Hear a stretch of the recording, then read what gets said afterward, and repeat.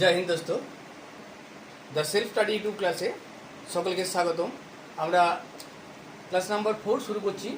তো যারা যারা এখন আমার এই ইউটিউব চ্যানেলটিকে এখন সাবস্ক্রাইব করেনি তারা অবশ্যই সাবস্ক্রাইব করে নেবেন এবং সাবস্ক্রাইব বেল আইকন নোটিফিকেশানটিকে অন করে নেবেন, যাতে আমার প্রত্যেকটা নতুন নতুন ভিডিও আপনারা আপলোড করার সাথে সাথে পেয়ে যান। এবং খুব গুরুত্বপূর্ণ কোশ্চেন নিয়ে আমরা আলোচনা করব।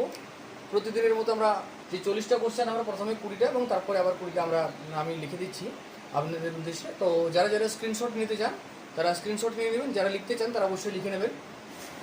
20টা কোশ্চেন এখন লিখলাম। তো আমি কোশ্চেনগুলো একবার পড়ে দিচ্ছি।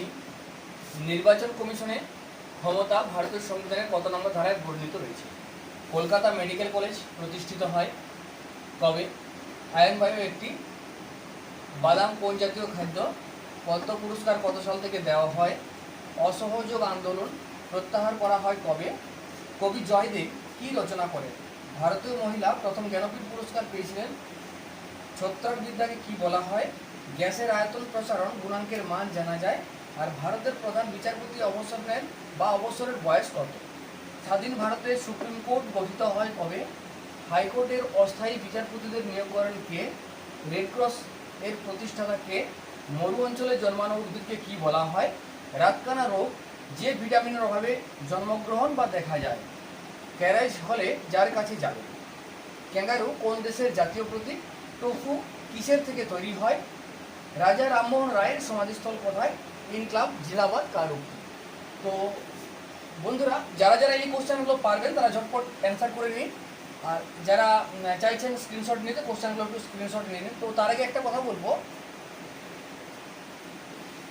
অলিম্পিকে সব থেকে বেশি স্বর্ণপদক প্রাপক লোক হলেন মাইকেল ফেলপস। তো তার একটা কথা ছিল, গো দ্য এক্সট্রা মাইল, একটা ইংরেজিতে প্রবাদ প্রবচন আছে, সে ওটাকে ফলো করতে। যদি আপনি প্রতিদিন অন্যরা যেখানে প্রতিদিন 5 মাইল করে ছোটে, সেখানে যদি আপনি 1 মাইল করে বেশি ছোটেন, তাহলে আপনি 365 দিনে 365 মাইল অতিক্রম করে নেবেন। অন্যদের থেকে আপনি অন্তত আরও এক ধাপ এগিয়ে যাবেন, এটাই আপনার সাফল্য হবে। যদি আপনি প্রতিদিন এই 40টা করে কোশ্চেন, 20টা প্লাস 20টা করে আপনি কোশ্চেনগুলো লিখে রাখেন, বা কোশ্চেনগুলো লিখে রাখলে হবে না, বুঝতে হবে যে কোশ্চেনগুলো কী ধরনের, কী সংক্রান্ত।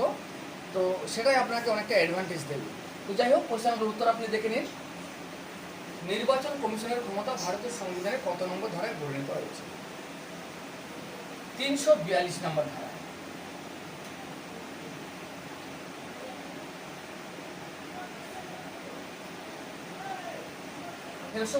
কলকাতা মেডিকেল কলেজ প্রতিষ্ঠিত হয় 1835।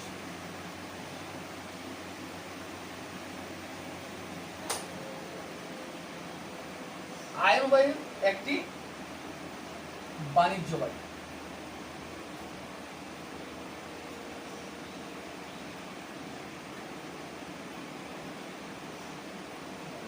ঠিক আছে।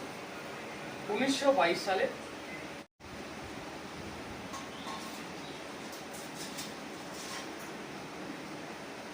ছত্রাক বিদ্যাকে বলা হয় মাইক্রোওয়েভ।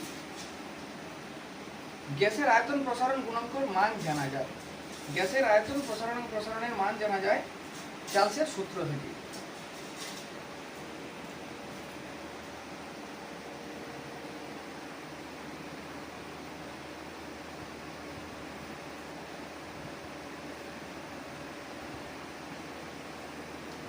চার্লসের সূত্র থেকে।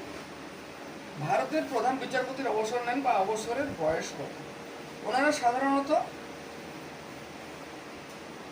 65 বছর বয়সে অবসর নেন।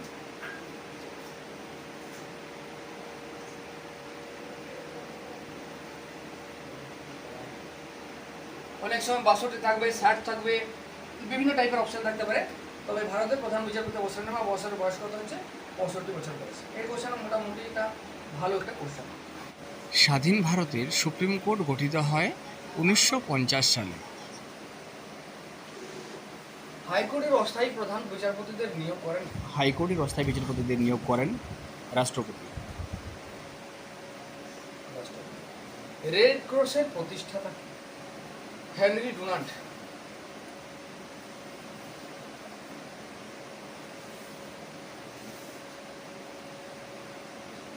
Henry Dunant. মরু অঞ্চলে জন্মানো উদ্ভিদকে বলা হয় জেরোফাইট।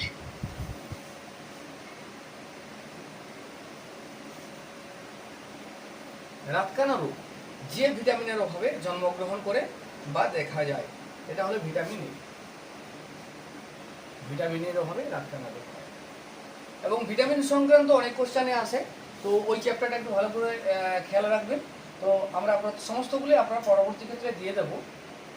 যাই হোক, ক্যারেজ হলে যার কাছে যাবেন, ক্যারেজ মানে ক্যারেজ হচ্ছে দাঁতের একটা ক্ষয় রোগ। ডেন্টিস্টের কাছে।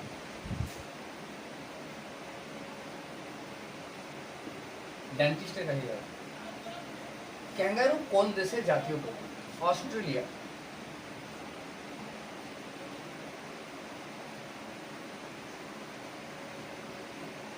অস্ট্রেলিয়া। টোফু কিসের থেকে তৈরি হয়?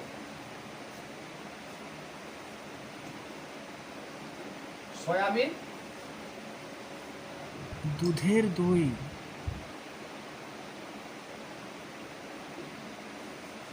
টফু কিসের থেকে তৈরি হয়?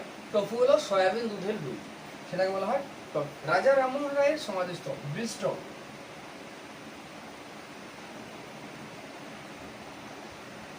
ব্রিস্টল হচ্ছে ইংল্যান্ডে, ইংল্যান্ডে অবস্থিত। সেই ব্রিস্টলে রাজা রামমোহনের সমাধিস্থল, অর্থাৎ তাকে দাহ করা হয়েছিল। তার অন্তিম যাত্রায় সেখানে তাকে সমাধি করা হয়েছে। ইনকলাব জিন্দাবাদ কার উক্তি? এটা ভগৎ সিং এর উক্তি। ভগৎ সিং। বেশ কয়েকটা উক্তি আছে, আমরা পরবর্তী ক্লাসগুলোতে দিয়ে দেবো। তো এখন ভগৎ সিং এটা লিখে রাখুন, তো আমরা পরবর্তী ক্ষেত্রে ঝটপট এই যে 20টা কোশ্চেন আমি অ্যান্সার করলাম, এই 20টা কোশ্চেনের অ্যান্সার সমেত আপনারা স্ক্রিনশট, যে 20টা কোশ্চেন আমি দিয়েছি এই 20টা কোশ্চেনের অ্যান্সার সমেত আপনারা স্ক্রিনশট নিতে পারেন, অথবা এই ঝটপট বাকি 20টা লিখে নিন। তো টোটাল 40টা কোশ্চেন রয়েছে। এই কোশ্চেনগুলোর আমি অ্যান্সারগুলো করার আগে আমি কোশ্চেনগুলো একবার পড়ে দিচ্ছি আপনাদের। স্বাধীন ভারতের প্রথম শিক্ষামন্ত্রীর নাম? শিক্ষার হার অনুযায়ী দ্বিতীয় শিক্ষিত রাজ্য? বর্তমান ভারতের সবচেয়ে বেশি জনঘনত্ব রাজ্য? আয়তনে ভারতের বৃহত্তম রাজ্য কোনটি নির্বাচন করুন? সর্বনিম্ন জনঘনত্বযুক্ত রাজ্য কোনটি? 2011 সালের জনগণনা কততম জনগণনা? 1981 সালে প্রথম জনগণনার সময় ভারতের গভর্নর জেনারেল কে ছিলেন? এই কোশ্চেনটা একটা ভেরি ভেরি ইম্পর্টেন্ট কোশ্চেন। আর প্রতি বছর কত বছর অন্তর জনগণনা হয়? ভারতবর্ষের সীমানা কোন দেশের সীমানা যুক্ত হয়েছে? সব থেকে কম বয়সী নোবেল প্রাপককে নোবেল শান্তি পুরস্কার দেওয়া হয় কোথা থেকে? নোবেল পুরস্কার দেওয়া হয়, একটা আছে পরমবীর চক্র কেন দেওয়া হয়? দ্রোণাচার্য পুরস্কার কিসের জন্য দেওয়া হয়? ভারতের জাতীয় জলজ পশু কোনটি? এটা ভালো করে কোশ্চেনটা আবার পড়বেন। ভারতের জাতীয় পশু কোনটি আলাদা, আবার জলজ পশু কোনটি আলাদা। ভারতের প্রথম মহিলা স্পিকার কে ছিলেন? প্রথম মহিলা স্পিকার কে ছিলেন? প্রথম ভারতীয় মহিলা নোবেল পুরস্কার পেয়েছেন কে? ভারতের প্রথম মহিলা রাষ্ট্রপতির নাম? আর জ্ঞানপীঠ পুরস্কার প্রদান করা হয় কেন? তো ঝটপট আমি অ্যান্সারের দিকে যাচ্ছি। তো আগের 21টা, এখন 19টা, টোটাল 40টা কোশ্চেন রইল। তো উত্তরগুলো ঝটপট দেখে নিন। স্বাধীন ভারতের প্রথম শিক্ষামন্ত্রীর নাম মৌলানা আবুল কালাম আজাদ। শিক্ষার হার অনুযায়ী দ্বিতীয় শিক্ষিত রাজ্য মিজোরাম। এটা অপশন থাকবে দিল্লি, পশ্চিমবঙ্গ, গুজরাট, কিন্তু দ্বিতীয় হচ্ছে মিজোরাম। বর্তমানে ভারতের সবচেয়ে বেশি জনঘনত্ব রাজ্য বিহার, তারপরে বাংলা। এর আগে ছিল বাংলা প্রথম জনঘনত্ব রাজ্য, কিন্তু পশ্চিমবঙ্গকে টপকে বিহার চলে গেছে। আয়তনে ভারতের বৃহত্তম রাজ্য কোনটি নির্বাচন করুন? রাজস্থান। উত্তরপ্রদেশ, গুজরাট, মধ্যপ্রদেশ, এটা মাথায় রাখবেন। উত্তরপ্রদেশ অনেকে করে বসেন, কারণ এটা আয়তনের দিক থেকে নয়, এটা জনসংখ্যার দিক থেকে হবে। রাজস্থান হবে প্রথম। সর্বনিম্ন জনঘনত্বযুক্ত রাজ্য কোনটি? 2011 সালে জনগণনা কততম জনগণনা? 15তম হবে এবং 7তম হবে। যদি অপশন থাকে 1981 সাল থেকে, তবে হবে 15তম। আর স্বাধীনতার পরে হলে ওটা 7তম হবে। 1981 সালে প্রথম জনগণনার সময় ভারতের গভর্নর জেনারেল ছিলেন লর্ড রিপন। প্রতি কত বছর অন্তর জনগণনা হয়? জনগণনা হয় 10 বছর অন্তর। ভারতবর্ষের সীমানা কোন দেশের সীমানা যুক্ত রয়েছে? মোট 7টি দেশের সীমানা যুক্ত রয়েছে, দেখে নিন। পাকিস্তান, বাংলাদেশ, মায়ানমার, চীন, নেপাল, ভুটান ও শ্রীলঙ্কা, মোট 7টি দেশের সীমানা।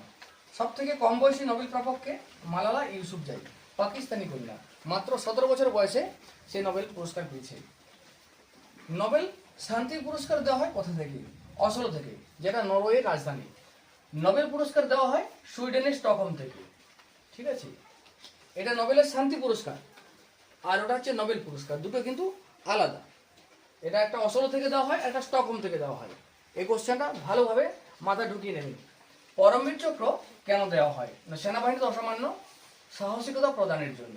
দ্রোণাচার্য পুরস্কার কিসের জন্য দেওয়া হয়? খেলোয়াড় প্রশিক্ষকদের জন্য। 1985 সাল থেকে যেটা দেওয়া হয় এবং এর মূল্য হচ্ছে 3 লক্ষ টাকা এই এটার আপনার পুরস্কারটা। ভারতের জাতীয় জলজ পশু কোনটি? জলজ বলা আছে, এটা খুব খেয়াল রাখবেন। ইরাবতী ডলফিন, অনেক সময় বাঘ করে দেবেন না, ঠিক আছে। ভারতের প্রথম মহিলা স্পিকার কে ছিলেন? মীরা কুমার। প্রথম ভারতীয় মহিলা নোবেল পুরস্কার পেয়েছেন মাদার টেরেসা। ভারতের প্রথম মহিলা রাষ্ট্রপতির নাম প্রতিভা প্যাটেল। জ্ঞানপীঠ পুরস্কার প্রদান করা হয় কেন? সাহিত্যে অসামান্য অবদানের জন্য। তো যারা এখন আমার ইউটিউব ক্লাসকে এখনো ফলো করেনি তারা অবশ্যই ফলো করতে শুরু করুন পরবর্তী ক্লাসের জন্য। তো আমরা পরবর্তী ক্লাসে আবার নতুন একটা আইটেম নিয়ে আসবো। তো দেখা যায়, এবং যারা যারা এই কোশ্চেনগুলো এখনো নোট করেনি তারা নোট করে নিন। তো আজকের মতন জয় হিন্দ,